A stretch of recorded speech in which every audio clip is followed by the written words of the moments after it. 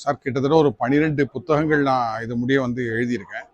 இந்த 12 புத்தகத்துலையுமே எல்லா புத்தகமே எனக்கு பிடிச்சு தான் நான் எழுதுறதுக்கு முடியும். ஆனால் என்னை ரொம்ப நான் ரொம்ப ஆசையாக செய்த ஒரு புத்தகம் எதுன்னு கேட்டிங்கன்னா, முத்துராமலிங்க தேவருடைய வாழ்க்கை வரலாறாக நான் எழுதின புத்தகம். அந்த புத்தகம் வந்து இதில் வந்து மலேசியாவில் என்னுடைய மிக நெருங்கிய நண்பர் சுப நாராயணசாமின்னு பேர்.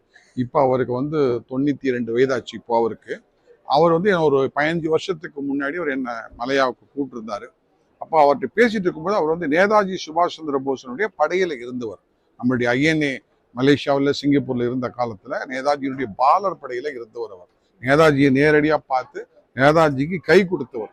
ஸோ அதனால அந்த கையை தொட்டு பார்க்கணும்னு ஆசைப்பட்டு அவர் கிட்டக்கு போனேன். சார், நேதாஜிக்கு நீங்க கை கொடுத்துருக்கீங்க, உங்க கையை நான் தொட்டு பார்க்கணும் அப்படின்னு சொல்லி அவர் கையை நான் தொட்டு பார்த்தேன். அப்படி நாங்கள் பேசிட்டே இருந்தோம். அப்போ அவர் எனக்கு சொன்னார், என்கிட்ட இங்க வந்து முத்துராமலிங்க தேவருக்காக ஒரு புத்தகம் எழுதினா நல்லா இருக்கும்னு நினைக்கிறேன், உங்களால முடியுமான்னு கேட்டாரு. எனக்கு ரொம்ப சந்தோஷமா இருந்தது. ஏன்னா நான் வந்து திருநெல்வேலி மாவட்டத்தில் அம்பாசுந்தரம் தான் என்னுடைய சட்டமன்ற தொகுதி.